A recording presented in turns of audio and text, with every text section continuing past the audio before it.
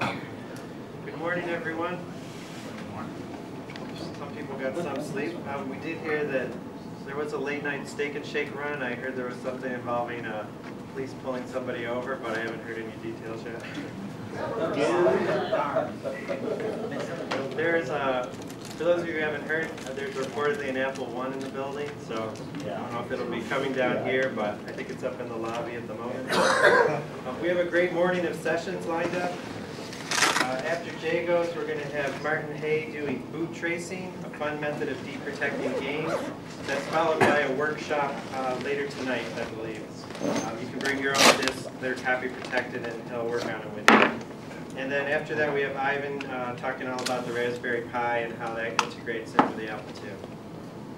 So without further ado, this is Jay doing Restoring the Apple IIe. Thanks, Jay. Thanks. Well, this is my first time here at KansasFest. I saw it before, and I come from academia. I work at the University of Pittsburgh, and I love events like this because you never stop learning. And that's one of my mottos. You can never stop learning. You can, one of the things that I want to talk about today are some of the processes and procedures and things that I use in restoring and repairing, like the Apple IIe, and you can use them on other things.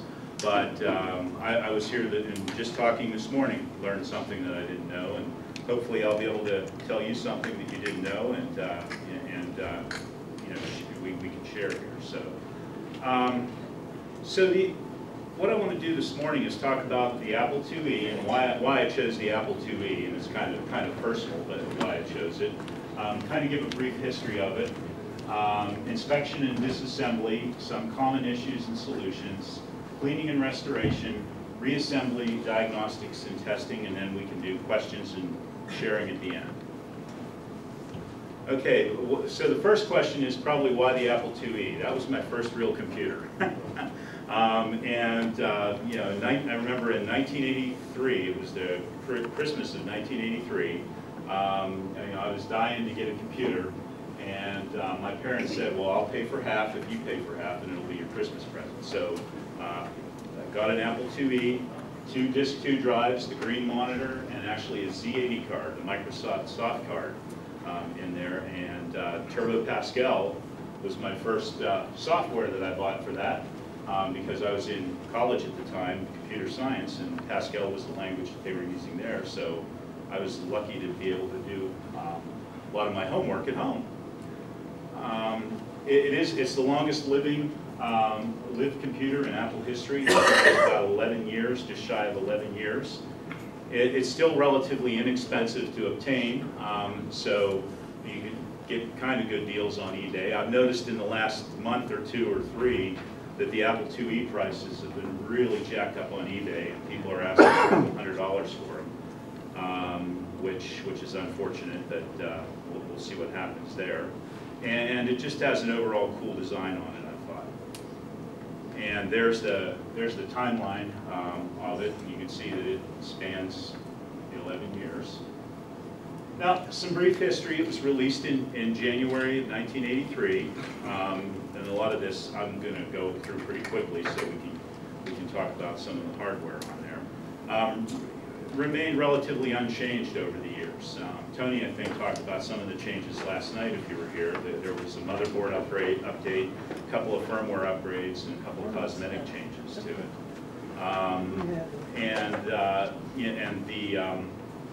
The code names of it, obviously. It came standard with 64K. If you were lucky enough to get one of the 80-column cards in the early ones, or it came standard in the Platinum, you had 128K on there. There were 2 revisions of the motherboard, probably many minor revisions on there. 4 models. There was the IIe, the IIe Enhanced, the Platinum, and then there was that card for the LC, which really wasn't a IIe. It's more of an emulator card for it. And then it was discontinued in 1993, and that's about the time I got rid of mine and went over to the dark side and went with IBM. Got my first IBM at that point. So. There was a picture of the there's a picture of the Super 2 motherboard.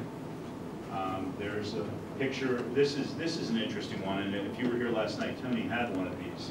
this is the European model of it. You'll see that the auxiliary slot lines up right over slot 3, and that caused some issues for some of the cars, some of the longer cars, if you wanted to use them in slot 3 or auxiliary slot.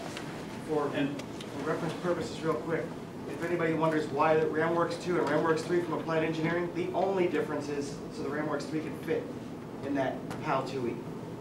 There is no other functional difference. Don't worry about it.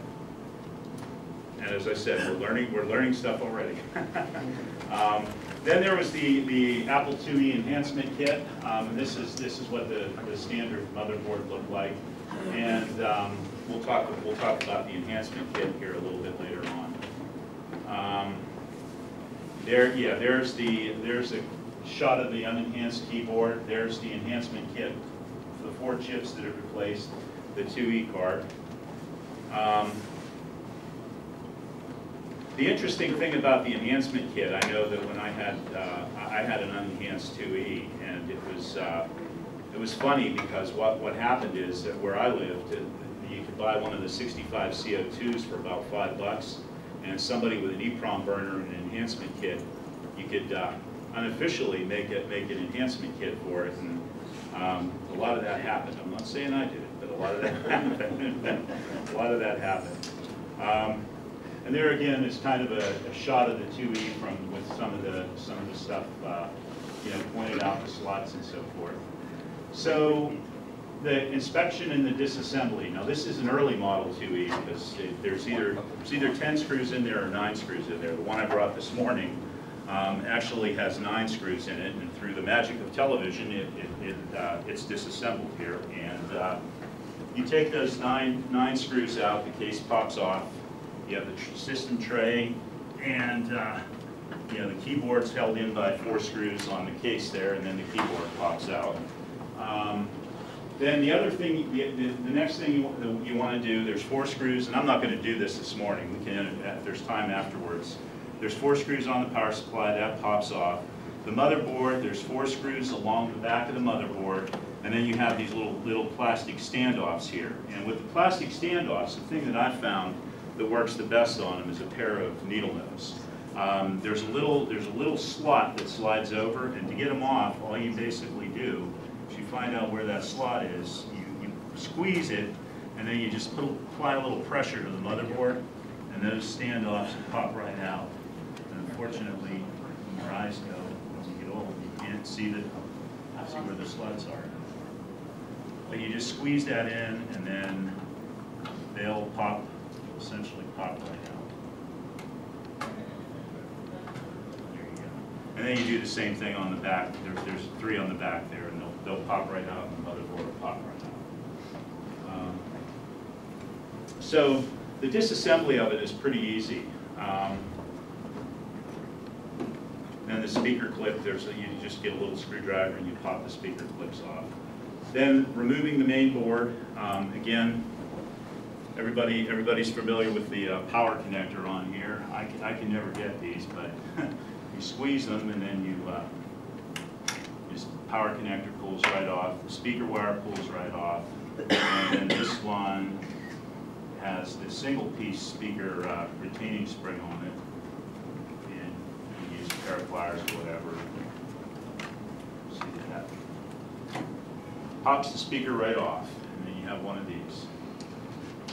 I've actually got some of these where this is slid under, the speaker's rolling around in there, and this is slid under the motherboard. So it's real important, the first thing you do, open it up, take a look, and make sure there's nothing under the motherboard. I found a few with some things under there that I don't know where they came from, but when you pop the motherboard off, you can sometimes get a surprise under there.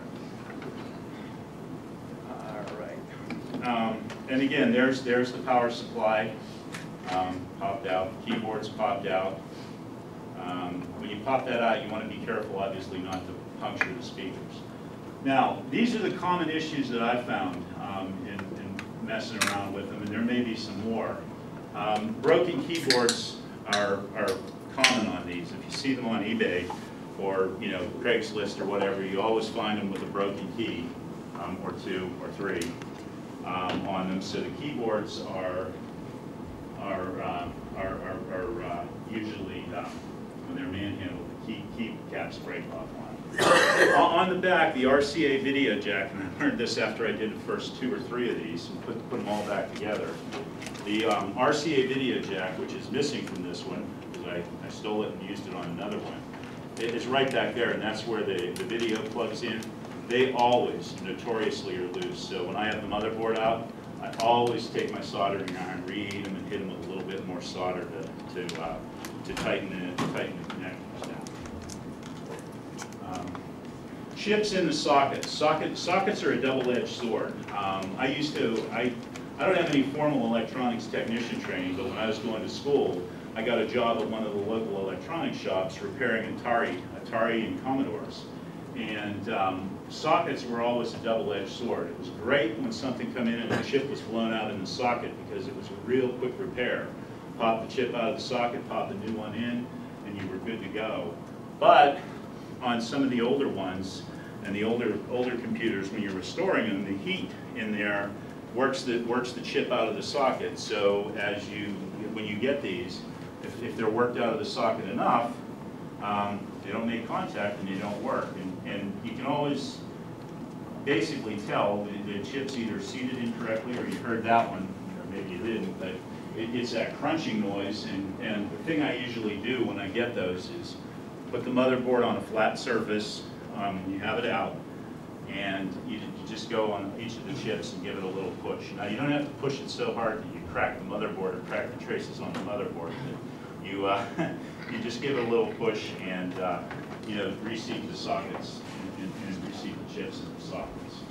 Is it best to do that outside of the case? Yeah, it's best to do that outside of the case because inside of the case, they're on the standoffs and you warp the board a lot more, as you see when you push on it.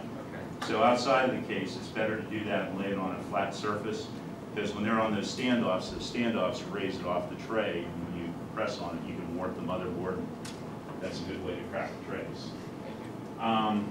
Power supply issues. It's interesting. A lot of people have problems with the power supplies that I see online. I've probably played around with at least 15 or 20 of these things. And the power supplies just never fail on me. I've never had one that's failed. And I actually got an Apple IIe off of eBay that had water damage. It was underwater. And I got it and it had all that crusty white stuff on it. I blew all that crusty white stuff, cleaned the motherboard, took the power supply apart, cleaned all the stuff out of the power supply, put it together, got ready to switch it on with a boot disk and figured, well, this is never going to work. I clicked it on and it booted. And it's like, man, this power supply was underwater and it booted when it dried out. So cleaned up. And then the leaking in bad capacitors, that's more of a problem on the Macs. It's a bit less of a problem on here, but there are a few on here and there are a few in the power supply. And they're the electrolytic capacitors that they look like little batteries, and they have an electrolyte in them. And, when that breaks down, you'll see a little picture of the ones there. The good ones usually have a flat top, and the bad ones are usually puffed up a little bit, or you'll see some residue on the motherboard that'll look like battery acid or a little bit of corrosion and so forth. And then I'll tell you here in a little bit on how you clean those off.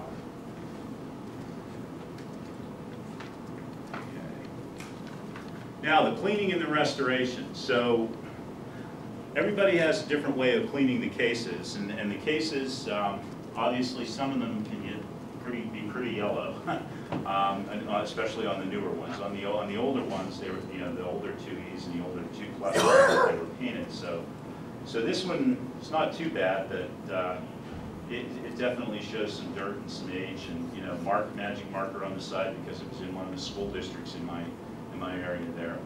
So what I typically do when I have the case part on these, I go over to the laundry tub and I have a couple of scrub brushes, soft bristle scrub brushes that I have, and I have some Gojo. Now when you get the Gojo and you use the Gojo on there, it's real important to get the one that doesn't have the pumice in it. Okay, this is just a gel, so if you have the one that has the pumice in it, you'll see new scratches on the case after you've cleaned it. It'll take the magic marker off real good, but you'll see scratches on it. How would you know which ones have the pumice? So when you look at the Gojo in the stores, the original formula with the red label is the one that's the gel. The pumice will usually be orange, and it'll say with pumice in it on the label. Yeah, it'll say with pumice on the label. So you just got to read it's in small print, but you just got to read the label and do that. So then what I do is I'll typically put these in the wash tub, run some water on it, get a little bit of Gojo, put it on there, and then I'll just use the scrub brush, and it takes all the grease, gunk, and goo off of all of it. Now, the thing you really got to be careful of when you do that, though, is you have these little clips in here that the screws go into. Make sure they're not loose, or they'll end up in your trap, in your drain. Yeah. When you clean it, does any writing anyone put on it come off? With the Gojo, no. That's a very good question. Does any of the writing come off? With the Gojo, usually not. Now, I'll show you a trick that I use for getting the writing off. And actually, my 16-year-old daughter showed me one of these tricks. So I'll give her credit. Like a magic marker or a pen? Yeah, that's exactly right. You get one of the dry erase markers that you use to the dry erase whiteboards. You write over the letters on here, just as you trace over them, and then hit them with a rag real quick.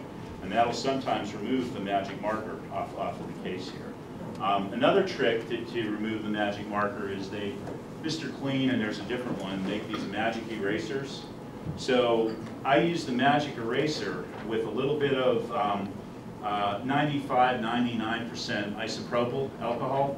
You spray the alcohol on there. Water doesn't do such a great job on there, but if you put a little bit of alcohol on the pad and you give it a little bit of elbow grease, usually comes off. So now the unfortunate thing is, area is, it covered the case where the sunlight was hitting it, so when you take it off, if the case doesn't lighten any with the dirt, you'll still see a little bit of a ghost A on there, but it gets the marker off.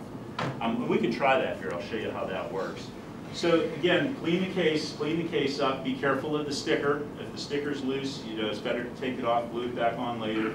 Be careful of these little retainer clips, because if they pop out, they'll fly right down your drain, and they're gone forever.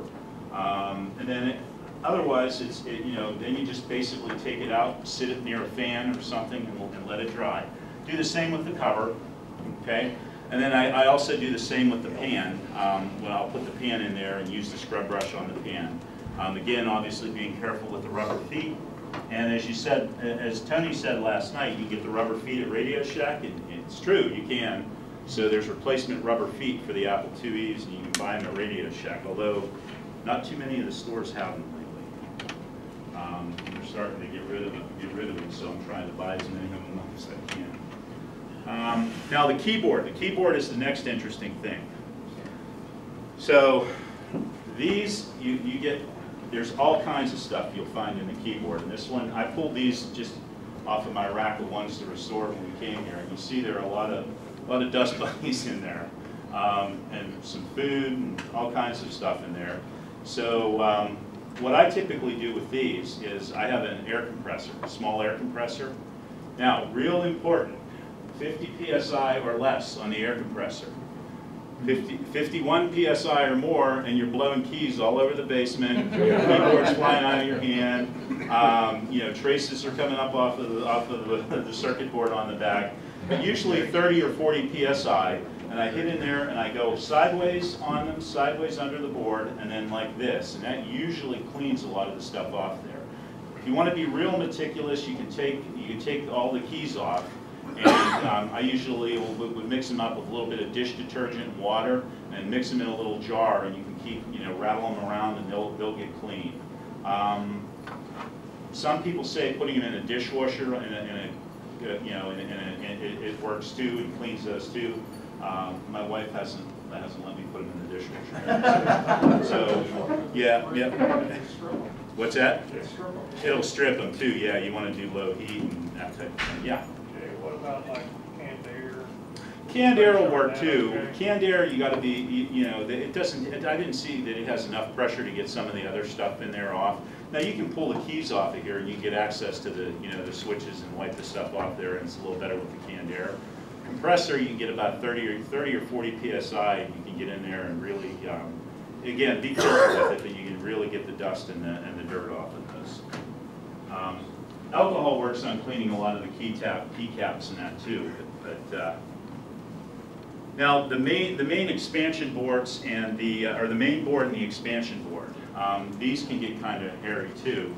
So what I've seen people where they said they popped all the chips out and again put them in the dishwasher. I haven't tried that yet. I haven't been brave enough. If anybody here has and it's success, let me know, because when my wife goes to the store or whatever, I might throw some Apple IIe boards in there and wash them off. But I haven't tried that yet. And the reason I haven't is there's, with under the socketed chips in that, you have to unsocket all of the chips, and that's dangerous. Because again, remember, these things are 30 years old, and some of the pins and so forth might be a little bit degraded and stay in there when you pull the chip socket out. So you have to unsocket all of them and then resocket all of them, which there's some danger in that. So what I typically do is I have a soft bristle paintbrush and I hit it with a little bit of 95 or 99% isopropyl alcohol, and I use the brush and brush the brush down this way. Again, you want to be careful and not really scrub it, because there's some components and that on there that you may lift. But you use the brush and you hit it with the alcohol a little bit, and then hit it with a little bit more of alcohol, and then it'll clean the board. Now this is a board. I don't think I've cleaned this board, but this is kind of my test board on there. But that's and that usually gets all the gunk and the dirt off, and then I just sit and let it dry. The alcohol dries pretty quickly. The other thing to be careful is if you buy any of the 99 or 95% alcohol online, be very careful. It is very, very flammable. It's not like the stuff that you get in the drugstore. It's pretty flammable on there. Now the expansion cards, the same thing goes with them. You can hit them with a little bit of alcohol and wipe them off. The fingers on them, if they're corroded, I remember back in the old Atari days, the guy that I worked for actually worked for HP, and he said what they used to do is they'd take a pencil eraser like this, they'd go across the board, which really does get the gold fingers clean. Then they'd take a little bit of petroleum jelly, rub petroleum jelly on the fingers, put them back in the expansion slot, and they'd never corrode again. And we used to do that on some of the Atari RAM cards. And then the funny thing is that Atari would break a year later and come back in, and you'd have to work on it, and there'd be goo everywhere in it. So I don't know. I think just cleaning them and keeping them, hitting them with a little bit of alcohol is good enough for me on that type of thing. Because again, it worked. I mean, it worked. It just made it real gooey. Then reassembly, basically you just reverse the assembly procedures, and the one thing you really need to be careful of. Let's see where we're going here. Yep, we're good. The one thing you really need to be careful of when you put the speaker back in and the clip back in is shorting the speaker. I've done that where you set the clip will actually come across or up over the speaker and short it out, and then you'll get it and wonder why you don't have any sound. So that's something to watch out for. The standoffs are these nylon standoffs in there are pretty brittle. When you're putting the motherboard back in, make sure you line it up real carefully, make sure that the tips are coming through, and then very gently press it back on until it clicks. And then when you hear it click, and you hear we'll do one of them ones here, you'll hear it click like that. Then you'll know that it's on the standoffs. And then when you're putting the case back on, you want to make sure that the case is fitted correctly. And then diagnostics and testing. Diagnostics and testing, there are usually three things that I do, because I don't have a IIe diagnostics card that they made. So the onboard diagnostics are pretty good on the later Model IIes. On the earlier Model IIes, they worked, and they gave you a thing of whether the kernel okay or not. It basically said kernel okay or not. But they really didn't give you a little bit additional information if something failed. And the onboard diagnostics, to get to them, you basically hold down the open Apple and closed Apple when you power it on. Or on the newer ones, it's the open Apple and the option key. And let me see if I can somebody power supply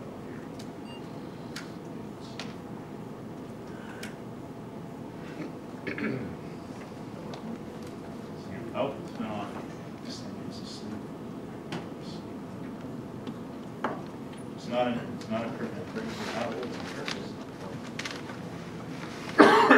yeah, there, it's going through its diagnostics. So you hold the open Apple, closed Apple on the older ones, open Apple option on here, and we'll see if this one passes. But it'll go through some diagnostics. It's testing the MMU, the IOU, the E8 and the E10 ROM, and the RAM chips that are on there. System okay, and that's what the newer one should say. So that's a shortcut, and that works on the 2C, 2C+, 2GS, all the way up through there. On the newer ones, on the Platinum, if there's a RAM failure, it'll actually tell you which chip, the left one or the right one. on some of the newer, the enhanced 2Es, it'll actually show 8 bits across there, and there'll be a 1 in the where the chip is is bad, so you can kind of get an idea. Or if there's an asterisk in a 1 there, it usually means that one of the ones on the leading column card are bad. So then there's some diskette-based diagnostics. You have, and actually I made a couple of CDs that I'll leave up here, people can take. But it has a lot of PDFs on there for troubleshooting and so forth, and I'll talk about this in a little bit later. But it has all the disk images on there for all the diagnostics that I can find. Then Apple also made a 2E diagnostics card. They made a couple of sets of these. This is the more common one, and then they have another one that actually had handles on it. That was a card that you would put in a slot like that, and there were 2 of them. One was a slot checker. It had 2 LEDs on it, and you'd move it along and you'd power it up, and it would get good or bad. And the other one was a longer card that had basically a whole computer on it with a video port on it. You would put that in slot 7, I think it is, or 6, or maybe it was 5, 7 or 5. You put it in there, you hook it up to an RGB monitor, and it would actually give you onboard diagnostics for the 2E. I haven't seen a couple of these have come up on eBay. I haven't seen any of the other ones. I've only seen pictures of them. Tony may have some on there. So if you do find a bad RAM chip, what do? Well, if it's socketed, it's real easy. You go and you buy one of these little chip pullers, and this is a RAM chip. It actually is a RAM chip I'm going to pull out of here, but I wanted to put it in here so that the pins don't get damaged on it. And you just get under it with these things, and you kind of just wiggle it out, and the RAM chip comes out. And if it's a bad one, you can just pitch it, but you don't know. You don't want to pitch it until you really know it's bad. You get some a new one. Now the newer ones, the legs are actually spread a lot wider than the socket. So a lot of people will just go and they'll try to get it in there and they'll be pushing it in with their fingers. A little trick is if you get on a metal surface, you can set the chip sideways like this on the pins and push it forward, then flip it over and set it on there and push it forward. And that'll push the pins together a little bit, and then it'll fit into the socket without, kicking a pin out.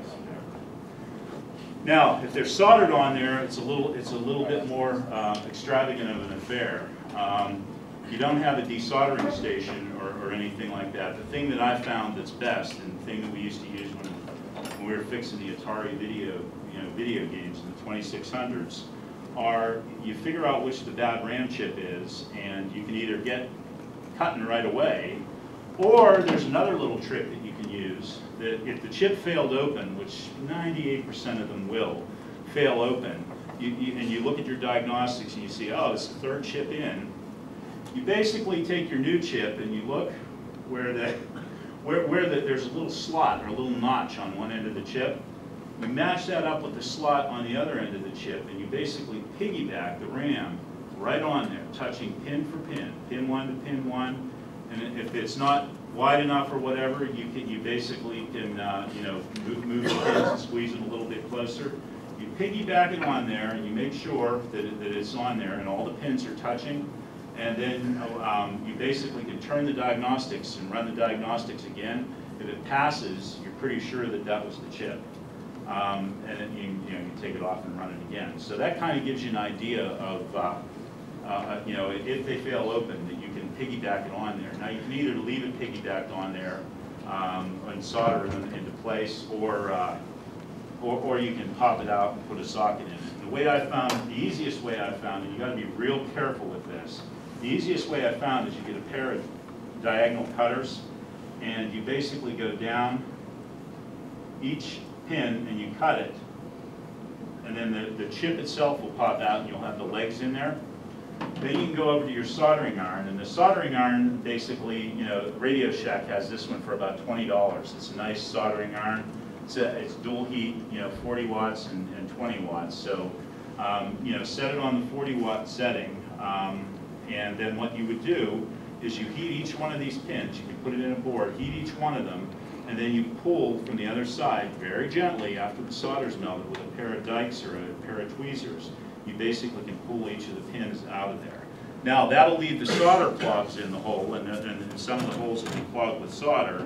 And for that, there's two ways about going about that. You can either get one of these solder suckers and you go and you heat again, and then you hit it with that. And it's basically, you heat it and then put this on there, and then it'll suck the solder up. Or you can use this desoldering braid. This is a little more dangerous because you actually put the braid down on the solder hole, hit the soldering iron, and it's copper, and once it heats, it'll suck the solder up off of there. Sometimes it sucks the pads up off of there too, and then you're in trouble.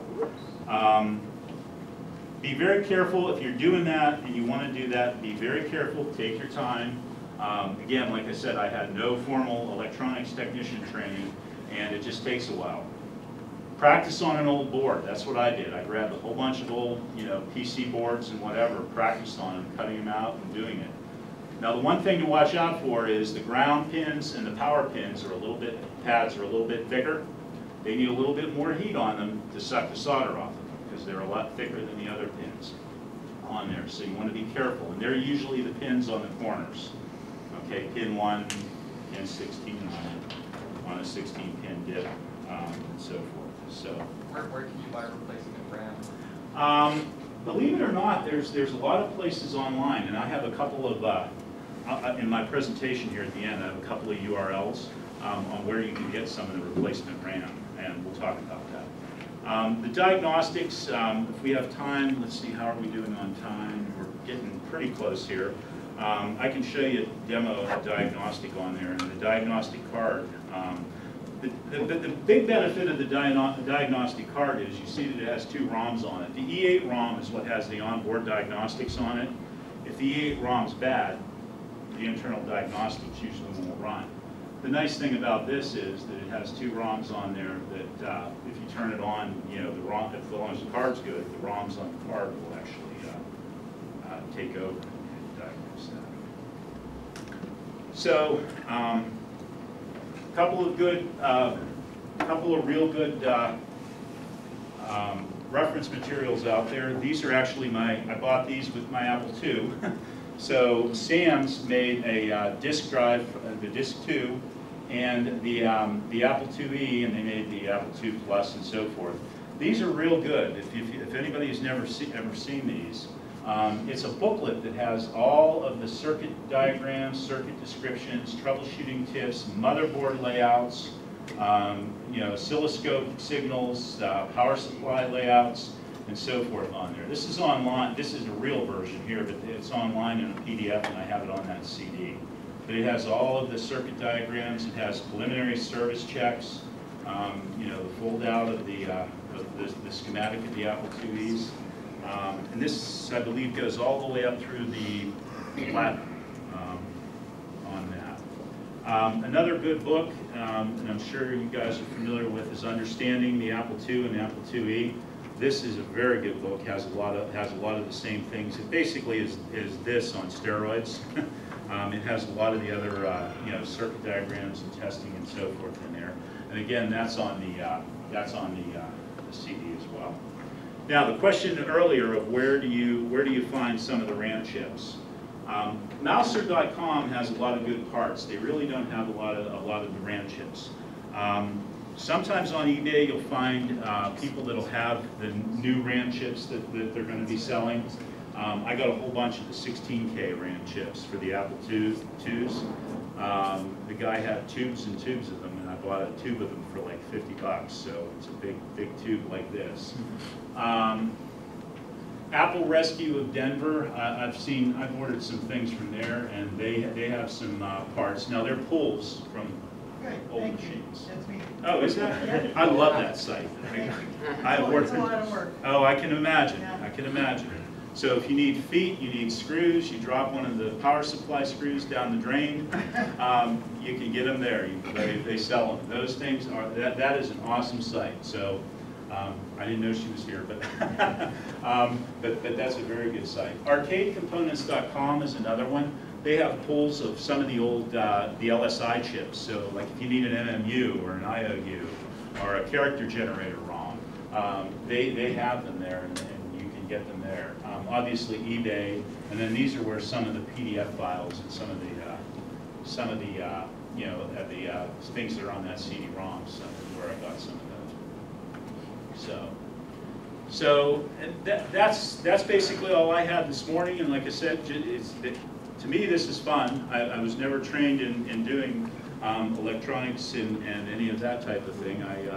But when I got that job fixing the Ataris and 400s and 800s and the Commodore 64s, I really learned a lot off of my boss, who worked for HP, and he really taught me a lot. And I love doing this and love playing with it. And so that's all I have. Any questions or anybody want to share anything? Yeah. I was going to say there's a company called Unicorn Electronics in Pennsylvania that has a great collection of older RAM chips, processors, things like that. Good, yeah. They're a wonderful source of things. Yeah, that's right. That's right in my backyard too. So because I'm in Pittsburgh, so yeah, that's Mike Willigal yes. uses a lot of the stuff. He buys a lot of the stuff from there. Also, so. China. You go directly to the Chinese scavengers. Old scavenger sites. You can buy a whole bunch of ancient stuff. If they reclaim stuff, and they really do whatever recycling they do. That I did not know. Well, and that's another good point. You bring up a good point. When if you see some of these Apple IIes on eBay that are busted up and so forth, I usually try to buy them cheap, and I use them for parts, and I try to I try to conserve every part off of it that I can. I even get in there with an X-Acto knife and pry the badges off, stick them on the back of wax paper, and because you never know when you're going to need something. The standoffs, the clips that are on the case, pretty much the only thing I really throw away is if the bottom tray is bent and beyond repair. I can't really use that, so I'll recycle that and then recycle the case. But the sticker, the enhanced sticker on the case, the screw holes, obviously the RFI thing on the back of here you want to save. Any of these plastic clips you want to save. Keys from the keyboards, I save those. The key switches. Oh, the other thing I wanted to show you is the removal of the key switches. I forgot about that. So you have a broken key switch on here. Well, you got to get the key, but you got to get the switch out first. Switches, to get the switches out, are pretty easy. This is where I use my solder sucker tool.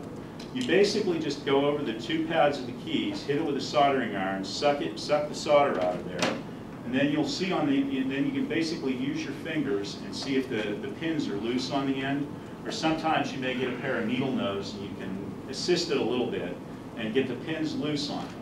Now, there are clips on here, and they're clipped in, so if you try to pull the thing out, you can't get it. And I have big fingers, so I can't even get the little clips on there. What I found works is the IC extractor tool. You just get on the clips, hit the clips, open it up, whoops, and there it goes, and it pops right out. Key will pop right out. And actually, my daughter, I let her sit down on the old keyboards and pop the old key switches off of there, and then you just basically can put a new key switch in there.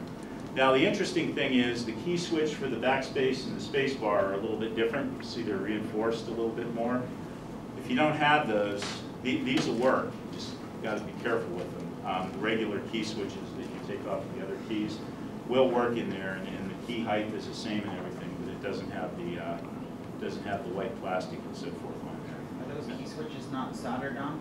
Oh, they are. I desoldered this through the miracle of television beforehand. Yeah, I didn't want to. That's a very good question. I didn't want to spend time desoldering it here and watch me with my eyes burn my finger. One of the things I have at home is a big magnifying glass anymore. Once I got past 50, I need that. So that's what I usually have when I do these. They are soldered in there. But if you hit them with solder, or you hit them with a soldering iron, you can basically go take this thing and suck the solder, and they come out pretty clean. So, okay. Yeah, question back there? Yeah, can you recommend a site for buying replacement key switches? eBay. eBay is probably the best. Just buy a broken IIe. I've got some. You can use I key switches all know. over. Dr. Buggy, I think, has some, right? Oh, somebody bought the whole lot of them off of me 2 weeks ago. But there's an article in the Computers magazine that mentions that the TI 99 computer, the key switches are compatible with Apple II, at least with the early version of Apple II.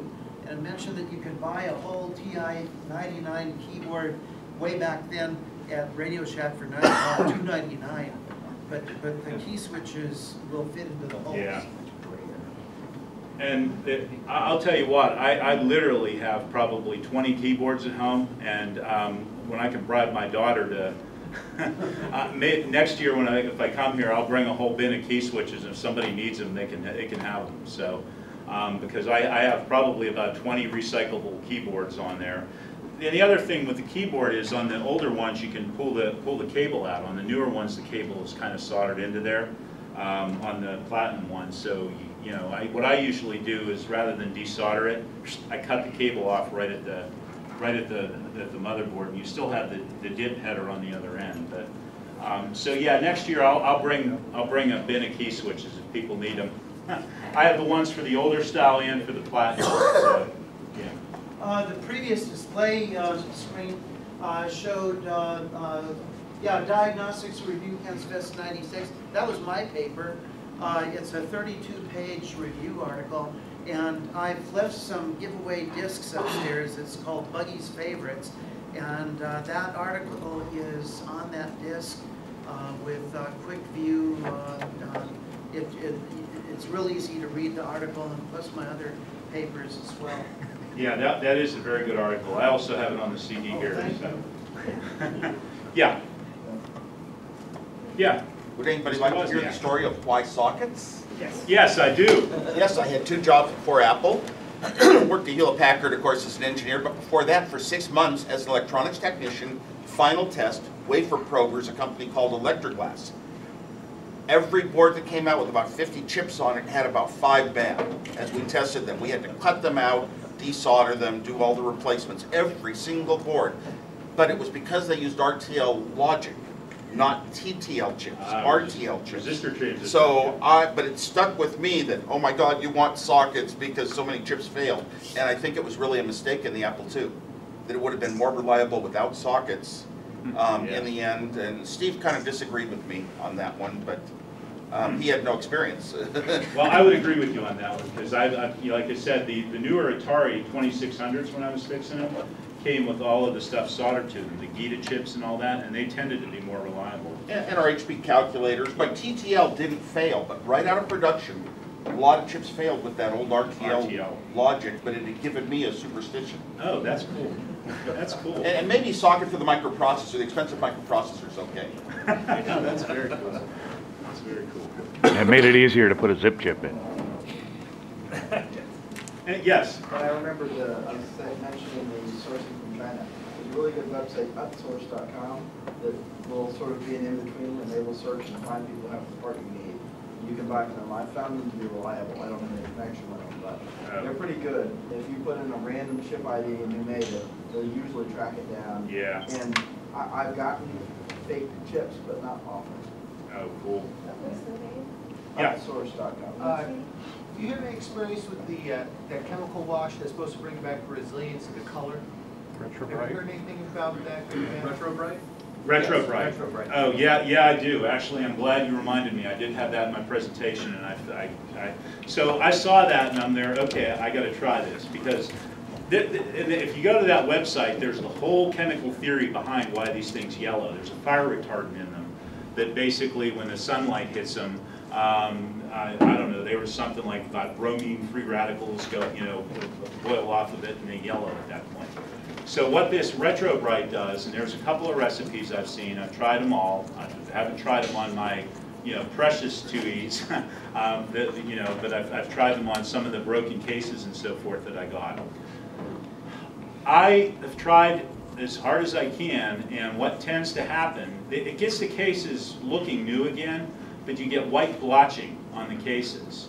And I've tried that, and the white blotching is prominent on some more than others. But again, the formulas that I've tried, there are like 2 formulas there. I've tried them both. Both of them have the white blotching on there. Now I did a 2C case, and it came out pretty good. I'm sure there's white blotching on there, but it's like a polar bear in a snowstorm. You're not going to see it. So, so there's probably white blotching on there, but that came out looking pretty nice. So I've had limited success. The hardest thing is the ultraviolet light that you need for that. You can get them. They're a lot harder to get than they once were, but you can always use the sunlight. So, yeah. About RetroBriting, the reason, unfortunately, as you said, the fire retardant material, it will come back, unfortunately. It seems like RetroBriting is really good, depending on exactly how much bromine is in the case. Yep. It will last a varying amount of time. Yeah. You can do it repeatedly. You just have to make sure the plastic doesn't get too brittle. Right. As far as the splotches, a lot of people call it ballooning, and Yep. it really depends on how even you get your mixture and how evenly you apply it. Yeah. Because I've seen people who can do it perfectly, Yep. and I've seen it where it comes out terrible. Well, and I'm still experimenting with it. I got my wife's Braun blender, one of those hand blenders, and I used that to mix it. That seemed to get a little bit better because it got into a real tight form. Now, she doesn't know I have it, so she thinks that, but that worked and got it a little bit more. Will it blend Apple II edition? One more? Well, not really a question, but a comment. On the diagnostics, one that is very interesting and even fun to work with is called Apex Diagnostic, because it will identify interface cards in the slots. And because I'm sure that we've all had the experience that you have a mystery card. It's got a lot of chips, but they don't tell you what it does.